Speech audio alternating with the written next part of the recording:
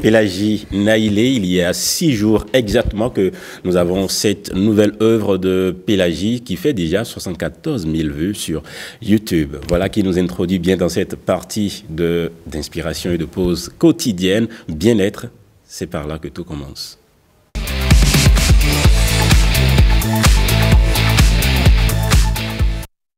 Alors, bien-être, vous le savez, notre spécialiste d'aujourd'hui, Rebecca Sabouran.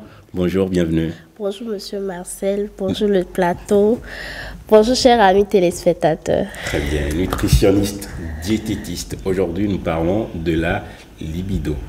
Bien sûr, oui. Y a-t-il des aliments à éviter parce que, éventuellement, ils peuvent nuire à la libido? C'est de ça qu'on parle.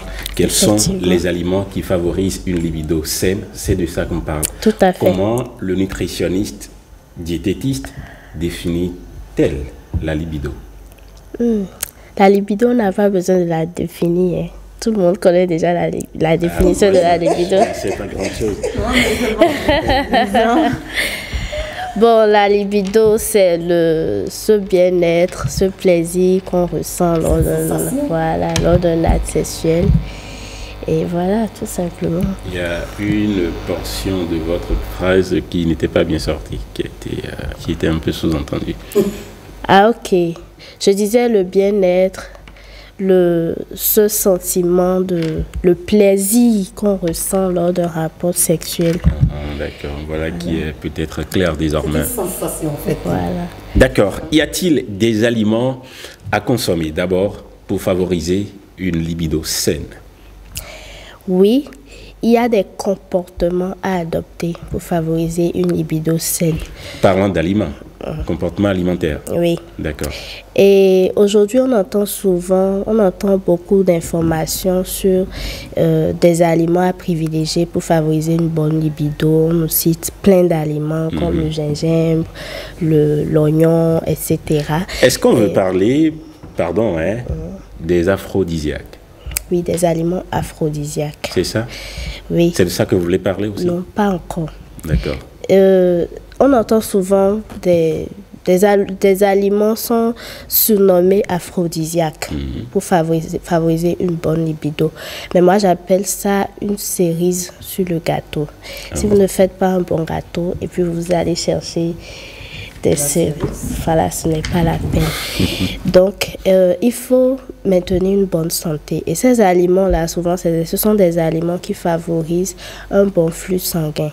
Donc, quand vous avez une bonne circulation sanguine, vous aurez une bonne libido. Il faut que de façon générale, vous soyez bien, vous soyez en bonne santé pour avoir une bonne libido.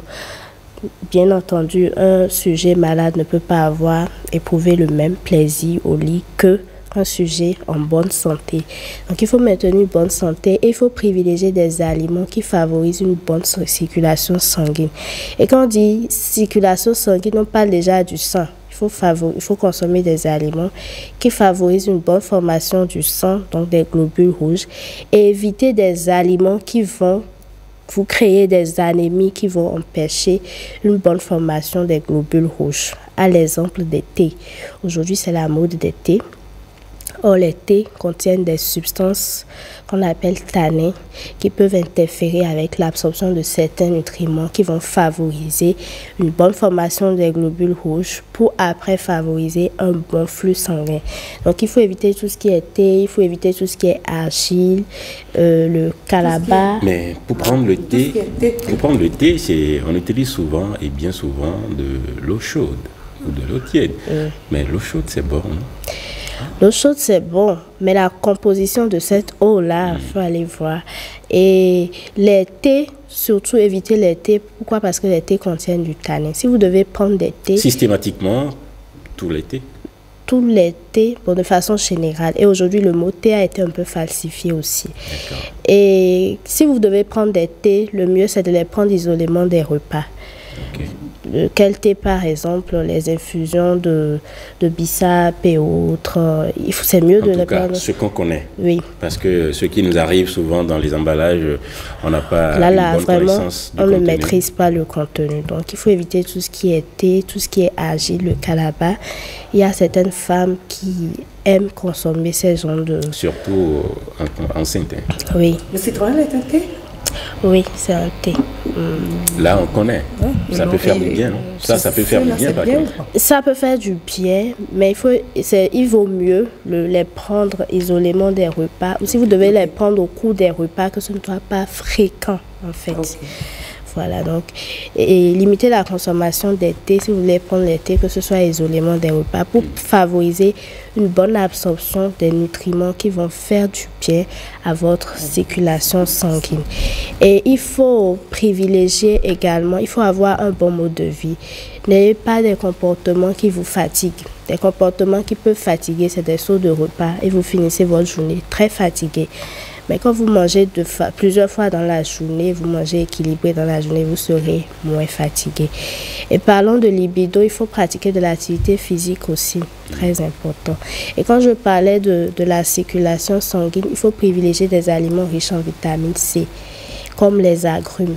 Les agrumes, ça fait les oranges, le citron, les pamplemousses, les agrumes, la clémentine. Les mandarines, ce sont des aliments riches en vitamine C. Il y a également d'autres fruits qui sont riches en vitamine C, à l'exemple de l'ananas, les pastèques et autres. Donc, c'est bien de privilégier ces genres d'aliments-là. En dehors de tout ça, quand vous voulez manger, il faut miser sur des antioxydants. Les antioxydants, c'est-à-dire quoi? Dans vos assiettes, c'est bien qu'il y ait des légumes. On parlait de couleurs tout à l'heure. Il faut miser sur les couleurs. Et quand on parle de couleurs dans l'assiette, d'abord, vous êtes attiré par ce que vous mangez.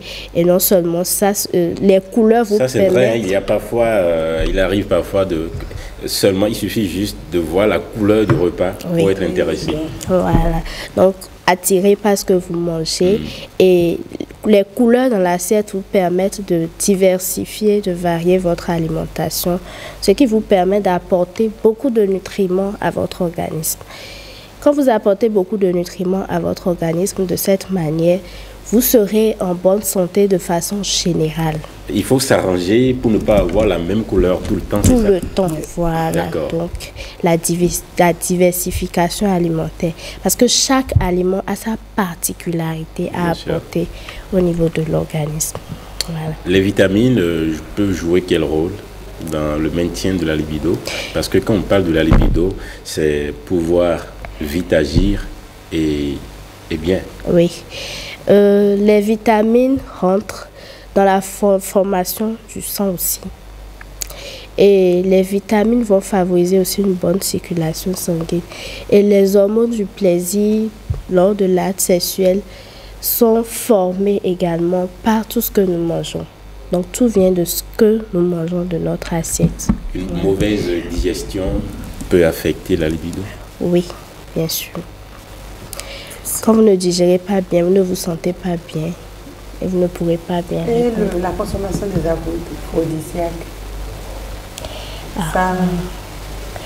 la consommation des aphrodisiaques, moi je dis il faut plutôt avoir un bon mode de vie, être en bonne santé de façon générale. Donc en fait, tu déconseilles ça?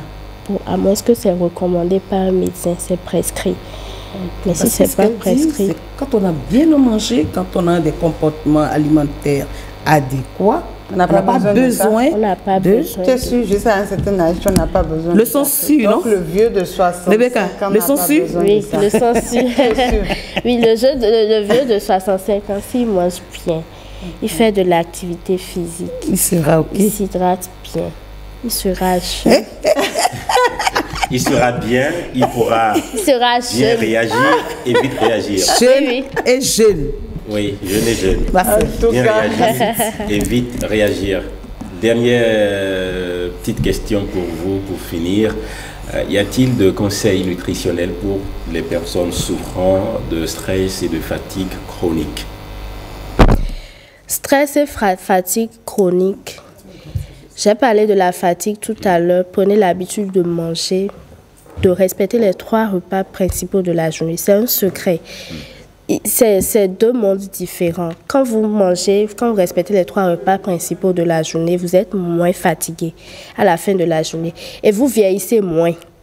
Mais quand vous vous privez, vous sautez des repas, vous faites travailler votre organisme doublement. Donc votre organisme se fatigue très vite. Quand votre organisme se fatigue très vite, c'est l'organisme après tout. Cela aura d'impact sur d'autres organes. Et ça va se sentir au lit.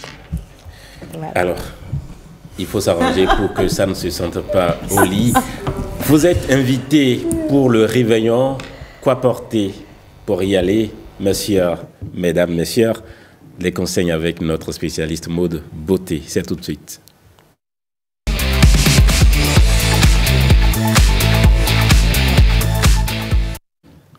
Voilà, notre spécialiste mode beauté, vous la connaissez également, c'est un visage familier. Regina Sani Diegoum, bonjour. Bonjour Marcel. Comment on va? Ça va. D'accord. Ça, c'est pour un réveillon par exemple? Oui, pour un réveillon par exemple. Ça va très bien ou pas? Ça peut aller. Bon, ben, Ça peut aller. à la voir, ça va. Très bien. Ça va. Très bien. N'est-ce pas? Ça va très bien. De toute façon. Je dis que ça va très bien. Oui, mais parce que ça brille de la tête bon, jusqu'en bas. Okay. Même si je n'ai pas vu le bas. Comment ça? Marcel? Oui. Alors, on peut porter ça pour aller au réveillon? Bien sûr, on peut porter ça pour aller au réveillon. On devient sérieux sur le plateau, oui. On a toujours été sérieux d'ailleurs. Non, Marcel. Ça, sérieux. Non, mais j'ai pas vu ses chaussures. C'est de oui, ça justement, il parlait des chaussures. Chaussures, d'accord, voilà. OK. Sinon, vous avez pensé à quoi? C'est entendu, hein? C'est entendu. Alors... Il parlait de chaussures. Bon. Oui, bon, on peut porter ça pour aller à un réveillon, par exemple. Pour aller à un réveillon, je pense que on fait allusion au rendez-vous de fin d'année, c'est ça, hein? Oui, au rendez-vous. Le réveillon du Nouvel An, comme le réveillon. Tu peux recevoir une invitation où on t'appelle dans une famille, un couple t'invite pour le réveillon dans leur famille. Donc souvent, c'est entre amis. Oui. Vous voyez. Est-ce que la veille de Noël, c'est aussi un réveillon? Bien sûr. Okay. Mais est-ce qu'on reçoit souvent les invitations la veille de Noël? Ça dépend de votre position géographique, ça dépend des cultures. Oui, mais les deux, c'est réveillon. Que ce soit le 24 ou le 31, c'est réveillon. Et puis, après ces 2 rendez-vous, il y a d'autres réveillons dans l'année. Oui, bien sûr, il y a d'autres réveillons. Bon, d'accord. Voilà, pour les rendez-vous de fin d'année. Pour les rendez-vous de fin d'année, voilà. On va miser sur 2 choses. On va miser sur l'élégance et la sobriété. Suis-je élégant? Bien sûr. D'accord. Vous l'êtes aussi, hein? Oui, bien sûr. Hein? Il manque quelque chose. Exactement, c'est ça que je voulais dire. Oh, vraiment. Tu vois, d'accord. Pour un rendez-vous du 31 ou un rendez-vous du 24, il manque juste là le nœud, voilà. Ou la cravate. Oui, pochette, ouais. Oui, puisque on a toujours voulu de cette émission la relaxation. Bien sûr. Puisque là, on parle vous êtes d'accord que j'évite de m'encombrer, hein? Bien sûr. À l'image là, voilà. L'image qu'on vient de voir, l'homme est bien habillé pour un rendez-vous le 31, mais la femme non. Ah d'accord. Voilà. Donc Du tout pas pour un rendez-vous du 31, non. Ce n'est pas un... Là, maintenant, elle est celle-ci. Celle-ci, c'est pour un rendez-vous en amoureux. N'est-ce pas? Donc ça, c'est pour dire, il ne faut pas du tout être celle-ci. Quand tu veux aller à un rendez-vous du réveillon, tu es élégant et tu es sobre. Élégant, on évite sobre. aussi les couleurs trop flashy. On reste dans la sobriété. Les couleurs froides comme le bleu, la couleur rose. Même si tu as envie de mettre du rouge, il faut aller sur du rouge bordeaux. Le rouge vraiment sobre. Parce comme que, le rouge de voilà. oui, Voilà. Il faut vraiment jouer sur la sobriété pour les rendez-vous les invitations du réveillon. Voilà. Maintenant, il faut porter, lorsque le mari est en costume, il faut que la femme soit en robe de soirée. Il ne faut pas que la femme soit dans du was ou du boubou ou du bomba ou un bomba alors que le mari est dans un costume ou avec un blazer. Voilà. Et il faut que les deux puissent marier. En fait, les deux tenues doivent, les deux couleurs doivent matcher ensemble. Le mari peut porter du bleu marine lorsque la femme met du rose. C'est deux couleurs qui matchent parfaitement ensemble. Mais est-ce que là, ça fait deux couleurs qui marchent, ma couleur bien et sûr. la vôtre? Ça veut dire que nous sommes tous prêts pour répondre à une invitation du réveillon? En tout cas. Encore que, non, on ne sait pas, on n'est pas encore prêt. On ne s'est pas du tout concerté pour porter ça. Pas du tout. On n'est pas encore prêt simplement parce qu'il faut un petit rappel. Oui. De mes couleurs dans vos couleurs. C'est vrai que vous avez porté du bleu mariné, que j'ai porté du bleu roi. C'est bon. Mais un petit... la pochette aurait été un truc exactement. Ah ben, je sais. Voilà. De quelle couleur? C'est quand même on a aussi. Un peu dans l'orange, mais orange un peu clair comme vous êtes homme. Pour répondre à votre garniture. Quand on vous regarde, on voit un rappel de ma tenue. Et lorsqu'on me regarde, on voit un rappel de votre tenue. Voilà pour aller à un rendez-vous du réveillon 31, 24. De toute façon, ce qui reste n'est pas du tout compliqué. Et donc, si on le veut tout de suite, on descend, on peut mettre ma pochette. Mais aujourd'hui, on dirait Attends, monsieur Diagou, attends, c'est un élément à surveiller de très près. Non, mais nous ne sommes que le 12 décembre, ce n'est pas un réveillon. Donc, d'accord. Aucun péril, aucun risque. Donc, ça va concerter. Il n'y a aucun risque. C'est venu comme ça, voilà. Bon, voilà, donc, on fait le parfait exemple aujourd'hui pour expliquer ce qu'il faut porter pour aller au réveillon. D'accord. Par contre, est-ce que je peux emmener Rebecca dans cette couleur? Bien sûr, parce que c'est du bordeaux. Ok. Oui, mais avec moi, comme ça, est-ce que ça peut marcher? Se marie avec les couleurs. Seulement toujours le petit rappel chez vous. Chez moi, d'accord. Dans ce cas-ci, ma petite pochette aurait la couleur de, ça peut être de sa chemise, bordeaux, de sa robe. comme ça peut être en dégradé ou carrelé, ça dépend. Mais qui a en tout cas un peu de couleur bordeaux dedans. D'accord. Mais dans le cas où le réveillon tombe dans une période où il fait un peu frais, qu'est-ce qu'on porte? Ou on a toujours le costume, non, je veux dire quand il ne fait pas frais, quand il fait chaud du moins. Voilà. Et que je n'ai pas envie de porter du costume. Là, on peut aller sur une chemise. On peut porter chemise et pantalon sans mettre un blazer ou une veste dessus. C'est possible de le porter et de bien le porter parce que c'est ça aussi. Parce que souvent, quand les gens portent chemise et pantalon sans blazer, ils ne le portent pas très bien. Bien porter sa chemise, ça veut dire que la chemise soit à ta mesure. Voilà, il faut que ça commence par là. Une chemise sur mesure. Exactement. Parce qu'il y a beaucoup de personnes qui portent chemise soit trop serrée et les boutons ont tendance à se... Voilà. Le ventre, c'est compliqué. Soit c'est trop grand. Donc il faut vraiment choisir la bonne taille, la bonne mesure, du sur-mesure. Voilà.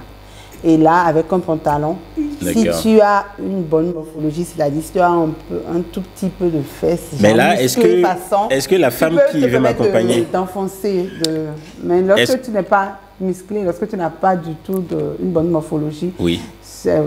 Lorsqu'on enfonce, c'est pas joli du tout. D'accord, il ne faut pas piquer. Non, il ne faut pas enfoncer, il faut laisser comme ça. Il faut rester tranquille. Est-ce que là, dans ce cas, la femme qui veut m'accompagner ne risque pas d'être sexy? Parce qu'elle ne risque pas d'être sexy quand on veut pas porter, quand on est en chaleur. Non, avec les femmes, voilà, ce que ça c'est déjà bien léger. A porté, c'est Rebecca, non. Rebecca a porté, elle n'aura pas chaud, mais elle n'est pas sexy. Voilà. Donc, il y a plusieurs tenues de femmes qu'on peut porter pour ne pas avoir chaud, mais sans être sexy, sans être vulgaire non plus. Petite astuce encore? Petite astuce pour les hommes. Quand on veut mettre une cravate, il faut matcher ça avec la pochette. Il ne faut pas que la cravate soit, je sais pas, une couleur qui ne matche pas avec la couleur de... Si je mets du rouge bordeaux là, c'est que ici il faut qu'il y ait du rouge. Du rose, ça, ok, ça va d'accord. faire, c'est pas, non. C'est pas joli. D'accord. Voilà. Merci. Bien entendu. Spécialiste mode beauté. Regina Sani-Diango. Ouais, il fait très chaud. Hein. Il fait 32 degrés à Cotonou. Nous risquons tous de transpirer avant de descendre de ce plateau. Alors, histoire vécue, c'est notre fait de société du jour vécue.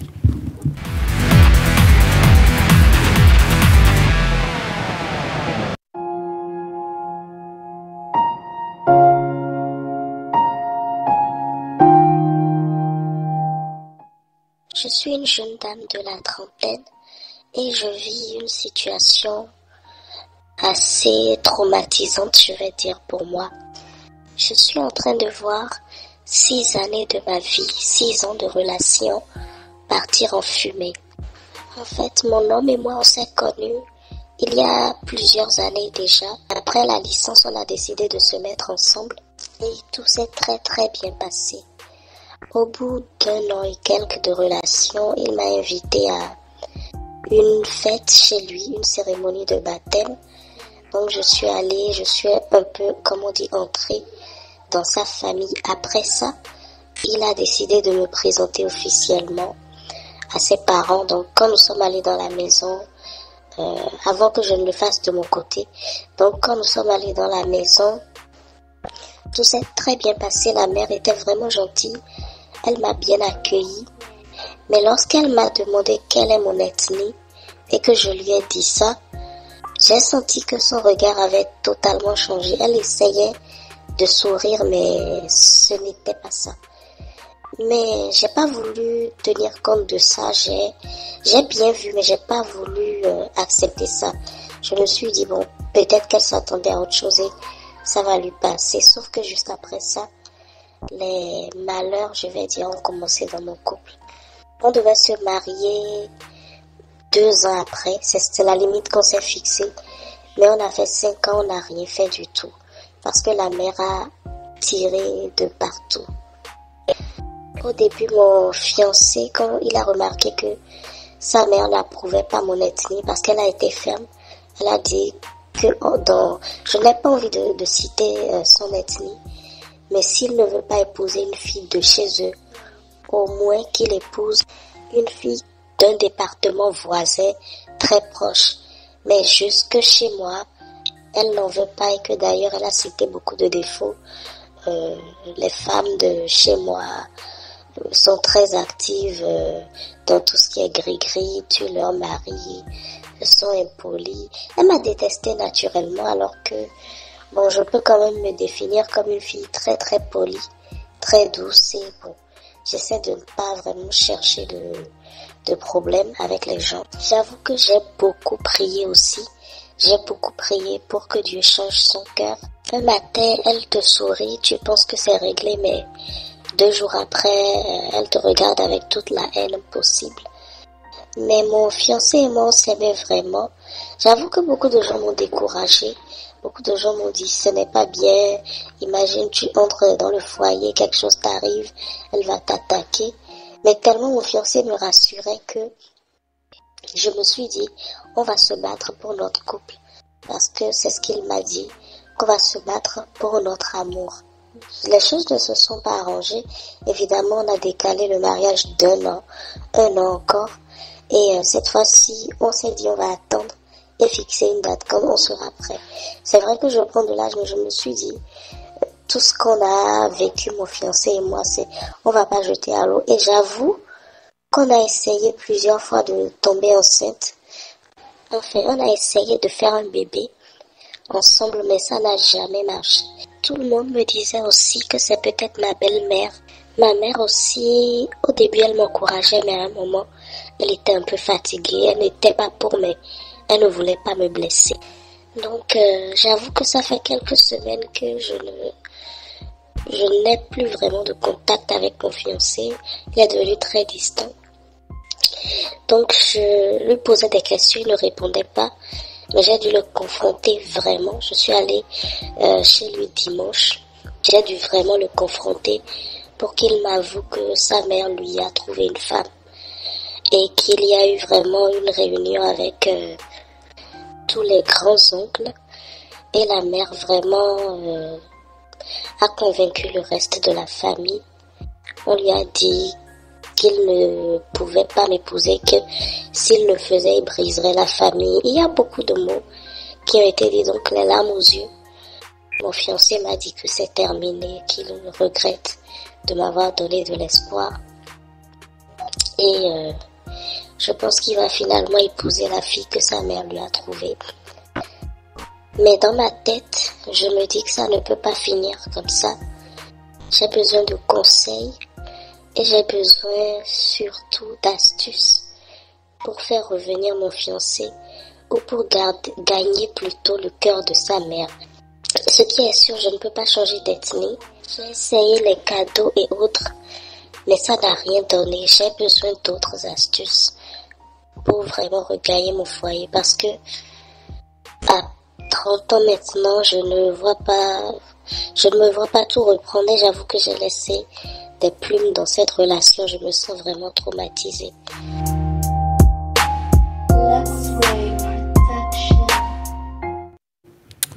Sa belle-mère ne veut pas d'elle. Que faire? Est-ce qu'une mère, je vous présente comme une mère, Rebecca, est-ce qu'une mère devrait choisir sa belle-fille? Je dis non, mais elle peut peut-être orienter et son fils dans ses choix et le laisser le libre arbitre le laisser faire le choix qu'il veut. Mais là, tu as dit la même chose. On parle... Orienter, choisir. Non, pas orienter, le conseiller plutôt. Mais pas lui faire un choix. Bon, le conseiller, ça veut dire quoi? Nous parlons d'amour, hein? Nous parlons de liaison, d'amour. Mais déjà, en essayant de le conseiller, est-ce que ce n'est pas l'orienter? Quand je dis conseiller, l'éducation que le fils a reçue depuis le bas âge jusqu'à son âge de choix aujourd'hui va contribuer en quelque sorte au choix qu'il fera, tout simplement. N'est-ce pas? Regina, comment faire en tant qu'homme? Comment faire pour éviter, pour ne pas risquer de choquer sa maman avec son choix? Est-ce qu'il y a une méthode pour ne pas risquer de choquer sa maman? Je ne pense pas qu'il y a une méthode, un remède magique pour ça. Je pense que le problème, je reviens rapidement sur ce qu'elle a dit, on peut conseiller quant aux qualités de la femme qu'il va choisir. On peut lui dire, une bonne femme, c'est si, bon, on va lui dire, une femme, c'est celle qui te soutient, qui prie pour toi. Ce que je regarde, fais tout oui. le temps. Et puis, c'est beaucoup plus ce que la maman aussi fait à la maison, parce que tout ça. Mais elle ne peut pas lui dire, tiens, ça, c'est ta femme. Elle ne peut pas aller choisir une femme au village ou bien, c'est pas quelque part, et dire, tiens, ça, c'est ta femme. C'est un peu compliqué. D'accord, ça c'est un pan de la question. Elle ne peut pas aller choisir et dire, voici ta femme. Mais est-ce qu'elle a le droit de dire, non, ce que tu amènes, non, ne peut pas être ta femme? Est-ce qu'on va parler de droit?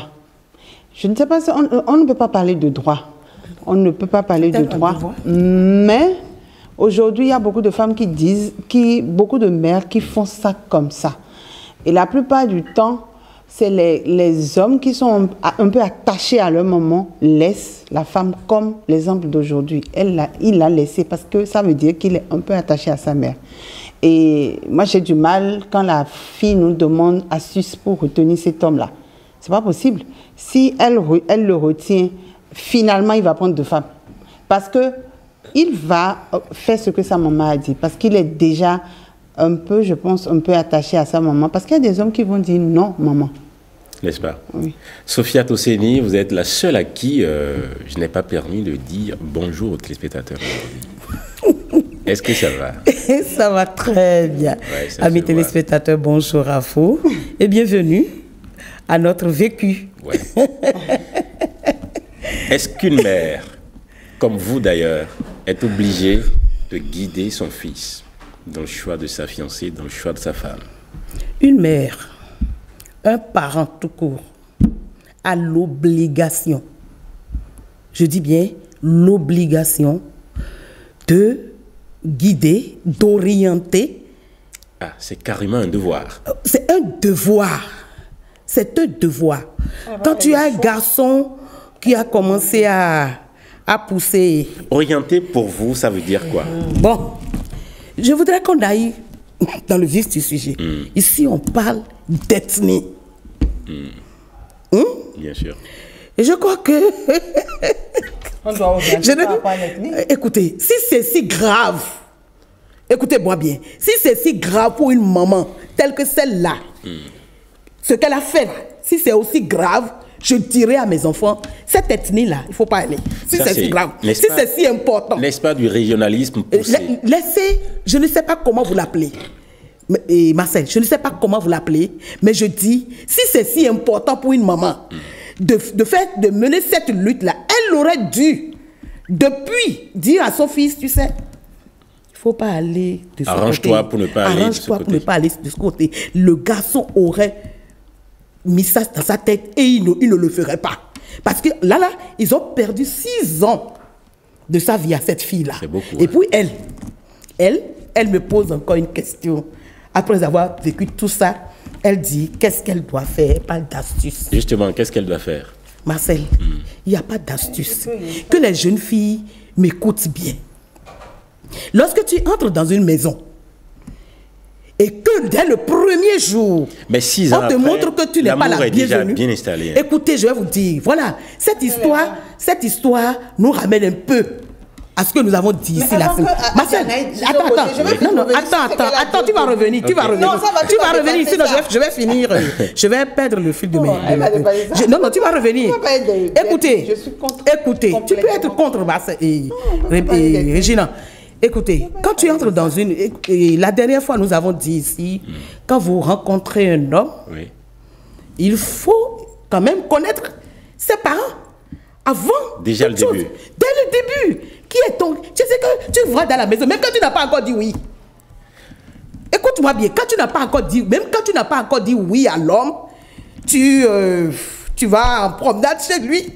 Je vous assure, c'est là que les choses qui ne doivent pas être commencent à venir à toi et tu fais demi-tour en même temps. Mais c'est sûr qu'au début, les parents de l'homme ont voulu faire avec... Non, ils sont allés et ça n'a finalement pas marché. Non, elle a dit, écoutez, elle a dit, j'ai bien écouté l'histoire, elle a dit dès le premier jour, c'est-à-dire ils ont déjà cheminé peut-être 3 ans, et un jour l'homme a dit, je vais connaître tes parents, et tu vas connaître mes parents. Et il l'a amené. Et dès le premier jour, depuis, je veux dire, ça fait à peu près 3 ans. De là à aujourd'hui, ça fait au moins 3 ans qu'on l'a présenté à la maman, et la maman a eu la réaction qu'elle devrait avoir parce qu'elle ne veut pas de cette ethnie. Et l'homme dit, je vous dis, les filles, quand tu entres dans une maison, quand tu n'es pas la bienvenue, il faut partir. Vous avez vu la manière dont l'homme est parti? Il est parti parce que... Malgré lui, hein? Par tous les moyens, quand c'est affaire d'ethnie, là, par tous les moyens, les parents sont capables de vous faire demi-tour. Je peux revenir rapidement avant que ça ne finisse. Oui, allez-y. Oui. Allez-y. Je suis d'accord avec ce que Adja dit. Les parents font ça. Mais je dis que ce n'est pas une bonne méthode. N'est-ce pas? Moi, pour la petite expérience, ma maman a subi ça. Sa mère a toujours refusé 2 ou 3 ethnies que je ne peux pas citer ici. Et bizarrement, elle tombait que sur ces ethnies-là. Chaque fois. Et la maman dit non. Non. Donc, elle n'a pas pu. Finalement, c'est l'ethnie que la maman voulait, qu'elle a eu, mais un peu tard pour elle, selon elle. Donc, la maman a dit oui, cette personne c'est bon et tout. Mais, tenez-vous bien, la personne, ça n'a pas été comme ma grand-mère voulait. Puisque, en fin de compte, les parents se sont divorcés, ils sont plus ensemble. Après avoir fait les enfants, il a pris d'autres femmes, il est allé dans un autre pays, c'était compliqué. Donc, finalement, ils ont divorcé. Et ce que ma maman avait voulu, au moins 2, elle me les a présentés bien plus tard, qui étaient avec la femme qu'ils ont pris, un foyer bien paisible. Et ma maman, je me rappelle, elle disait toujours, elle ne va jamais parler d'ethnie à un enfant, parce qu'elle a eu, je sais pas comment je vais dire, elle a eu des problèmes par rapport à ça. Et c'est pour ça qu'aujourd'hui, elle n'est pas dans un foyer stable. C'est vrai qu'elle est partie déjà. Mon papa aussi est parti, donc paix à leur âme. Mais voilà. Donc, elle m'a toujours dit, c'est vrai que les parents font des histoires d'ethnie, mais elle, ma mère, ça ne lui a pas apporté chance. Donc, elle se dit non. On n'a pas à voir l'ethnie. On n'a qu'à regarder l'éducation que le petit garçon a eue. C'est tout, à mon avis. Je voudrais croire. Je crois que un instant. Je voudrais croire. Et je suis très sûr que vous n'êtes pas en train de faire de la fixation sur les ethnies aussi. Pas du tout. Voilà, je suis sûr. Je suis en train juste de montrer aux gens. Parce que ça existe encore aujourd'hui. Ça existe, mais c'est dommage. Mais qu'est-ce que tu fais, ma C'est dommage. Regina, mais vous, par exemple, je suis sûr que vous, par exemple, vous n'allez pas parler d'ethnie à votre garçon.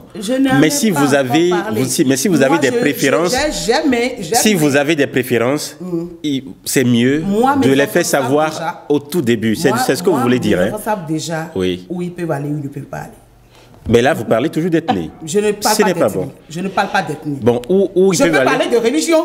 Quand je déplaise à quelqu'un, moi, même là aussi, mon garçon, même ma fille ne peut pas aller m'amener quelqu'un qui n'est pas qui n'est pas musulman. Rebecca, seriez-vous d'accord que votre mère vous oriente de cette façon? Pas vraiment. Elle pourrait m'orienter. Non, pas vraiment. Soyez clair dans votre réponse. Ma mère pourrait m'orienter sur les types d'hommes. Un homme qui t'aime doit normalement avoir tel comportement. Ça suffit, n'est-ce pas? Mais ma mère ne me dira pas, et ma mère ne m'a même jamais dit, ne pars pas dans telle ethnie, c'est dans telle ethnie tu dois aller. Je n'ai jamais entendu un tel langage de ma mère. Oui, il faut éviter. Vous savez que c'est très sensible, cette question d'ethnie et de religion. Ça commence par quitter. Ethnie, religion, même religion que vous avez évoquée. C'est très sensible, on ne peut pas parler de ces choses-là. On peut pas orienter sa progéniture. C'est en fait une question d'éducation. Nous n'allons pas encourager le régionalisme. Nous n'allons pas encourager... je vois naturellement, ça vient naturellement. Parce que moi, c'était venu naturellement chez moi. Que l'éducation que j'ai reçue de mes parents, je ne peux pas aller lui prendre quelqu'un qui n'est pas musulman. Oui, ça là... Que les téléspectateurs m'excusent, ça là, ça a toujours ses revers. Et je ne sais pas ce dont je vais discuter avec quelqu'un qui n'est pas de ma religion. Excusez-moi, ça c'est moi ça. Et c'est l'éducation que j'ai donnée à mes enfants. Mais ça n'a pas toujours été respecté. Hein? Je les ai orientés religion. Ça n'a pas toujours été respecté. Tous les musulmans, bien sûr. De toutes les façons, allez poser la question et faites vos enquêtes. Vous allez voir. Vous allez voir. Je ne vais pas donner de choses là. Mais je voulais qu'on reste là où on est, parce que ce débat de religion... Parlons du conseil à donner à la fille. La fille, là maintenant, elle a le dos au mur, elle n'a qu'à rebrousser chemin, elle n'a qu'à vite partir. Allez, 30 ans, ma chérie, 30 ans, on peut encore refaire sa vie. Tu n'es même pas dans un foyer. Tu as parlé de foyer, moi je dis, c'est pas encore un foyer. C'est-à-dire que tu as mis du temps pour comprendre. Parce que cette affaire, dans certaines familles, c'est tellement ancré que vous ne pouvez pas y toucher. Pas du tout alors. Maintenant, on a mis 6 ans à te dire, à te faire. Et donc, à comprendre. Elle n'a pas compris. On lui a parlé avec les yeux, on lui a parlé avec la main, on lui a parlé avec les pieds. Elle a dit... Quelle est aujourd'hui ou quelles sont les solutions qui se présentent à elle? Il y a deux solutions. Aucune solution. Il n'y a rien. Solution. C'est-à-dire que là, ce n'est pas là où elle doit être. Elle doit partir. Laisser l'homme à ses parents. Parce que là, vous savez, cet homme-là même, ça, je suis d'accord à 100% avec l'homme. Parce que quoi? Ça nous amène sur un autre terrain. Un mariage dans lequel on entre avec sans le consentement, je vais dire, sans le consentement des parents. Je dis parents.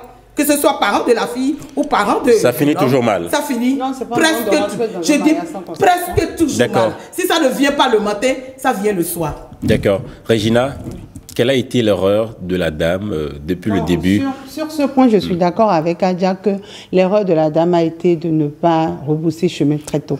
Ça fait 6 ans, hein, 6 ans de relation. Non, c'est trop. Il fallait combien de temps pour se rendre compte que c'est impossible? Je pense qu'elle a dit dedans qu'au début, la maman était gentille avec elle. Le premier jour. Dès qu'elle a dit, non, elle était gentille au début. Mais dès qu'elle a dit, mentionné son ethnie, elle a changé. Donc, là, déjà... non, pas là. Elle a dû attendre, prier comme elle a dit. 1, 2, 3 mois, ça ne va pas. Arrête. Vous savez ce que moi j'aurais fait? Arrête. Je suis une femme, c'est-à-dire que si certaines choses, je ne blague pas. Moi, là, même jeune fille, là, je fais des choses comme ça. Comment? Je serais rentrée dans la maison de ma belle-mère un matin. Maman, je suis venue te voir. Voilà, dès le premier jour, je suis venue. Tu as eu tel... Qu'est-ce qu'il y a? Il y a quelque... Elle va m'expliquer pourquoi affaire de l'ethnie là est si important. Elle peut ne pas aussi. Elle peut ne pas. Écoutez, je vais l'amener à me l'expliquer. Non, si elle ça je dis non. Je dis, ça peut être biaisé. Moi, je ne vais rien dire. Son explication peut être biaisée. Que je parte, elle va m'expliquer. D'accord. Ça dépend de comment je l'aborde. Mais considérons les deux cas. Considérons les deux cas. Le premier cas où vous avez la bonne explication et le deuxième cas où vous avez une explication biaisée. Que l'explication soit biaisée ou pas, c'est ce qui est sûr, c'est qu'elle m'aurait montré que je ne suis pas la bienvenue. Franchement, quel que soit l'alpha, elle m'aurait montré que je ne suis pas la bienvenue. Et quand une maman me dit, tu n'es pas la bienvenue chez mon fils, les amis, tu pars. C'est partir qui est la chose la meilleure affaire. Merci de conclure de cette façon. J'aimerais dire à cette jeune dame de faire un travail sur elle-même, qu'elle reconnaisse sa valeur. Quand on reconnaît sa valeur, on ne quémande pas l'amour. Vraiment. Et on n'a pas besoin de mariage pour être heureux, je le dis. N'est-ce pas? Oui, un célibataire heureux vaut mieux qu'un marié malheureux. Merci de conclure de cette façon aussi. Votre dernier mot, Regina? Elle a tout dit. Elle a tout dit. Partir. Oui, partir et puis faire un travail sur elle-même pour ne pas quémander l'amour. Merci beaucoup de nous avoir suivis, chers téléspectateurs. À demain pour un autre rendez-vous encore plus passionnant.